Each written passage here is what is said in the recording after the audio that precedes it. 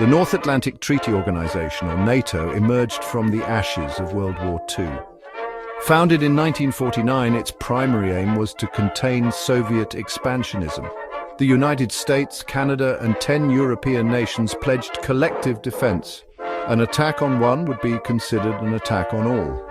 This principle, enshrined in Article 5 of the North Atlantic Treaty, formed the bedrock of NATO's strength. Throughout the Cold War, NATO served as a critical counterbalance to the Warsaw Pact. The presence of American troops in Europe under NATO auspices deterred Soviet aggression. The alliance provided a security umbrella, allowing Western Europe to rebuild and prosper. While never directly engaging in conflict with the Soviet Union, NATO's existence helped prevent smaller conflicts from escalating into a larger war.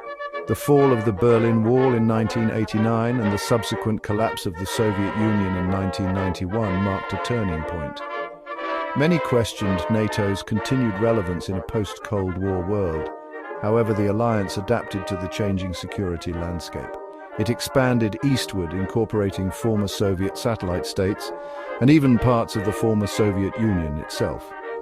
NATO's intervention in the Bosnian War in the 1990s, stopping ethnic cleansing and brokering the Dayton Accords, demonstrated its commitment to maintaining peace and stability beyond its traditional borders. This engagement signaled a new chapter for NATO, one in which it would play an active role in managing global security challenges. The hypothetical collapse of NATO would send shockwaves through the international system. The most immediate consequence would be a significant erosion of European security. Without the collective defense guarantee, European nations would be left to fend for themselves against a resurgent Russia.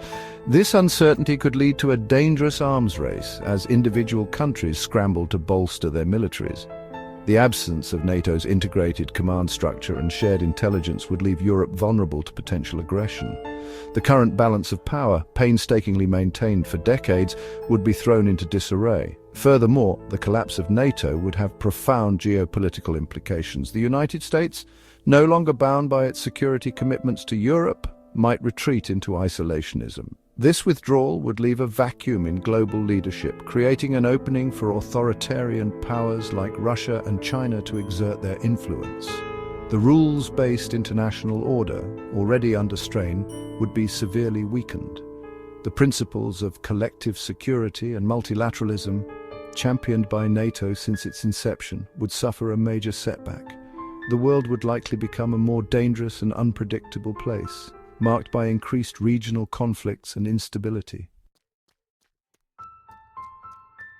The ramifications of NATO's collapse would extend far beyond Europe's borders. In the Asia-Pacific region, China might be emboldened to assert its territorial claims more aggressively. Countries like Taiwan, Japan, and South Korea, accustomed to relying on the United States' security umbrella, would face heightened uncertainty. The Middle East, already a volatile region, could see an escalation of existing conflicts. Iran, no longer constrained by the potential for NATO intervention, might be tempted to expand its regional influence.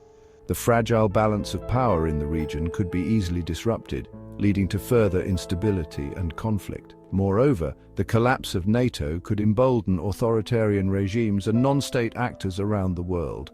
The absence of a strong, unified Western alliance might be interpreted as weakness, encouraging rogue states and terrorist organizations to act with greater impunity.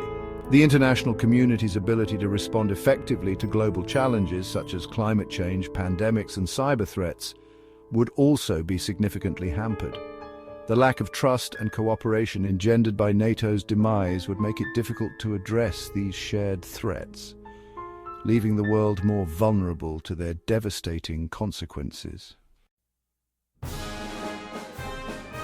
History has repeatedly demonstrated the importance of international alliances in maintaining peace and stability. The Concert of Europe, formed after the Napoleonic Wars, helped prevent a major European war for several decades. The League of Nations, though ultimately unsuccessful in preventing World War II, demonstrated the desire for a collective security arrangement. NATO's own success in deterring Soviet aggression during the Cold War stands as a testament to the power of alliances. The alliance provided a framework for cooperation, dialogue and collective defense, ultimately contributing to the peaceful resolution of the Cold War.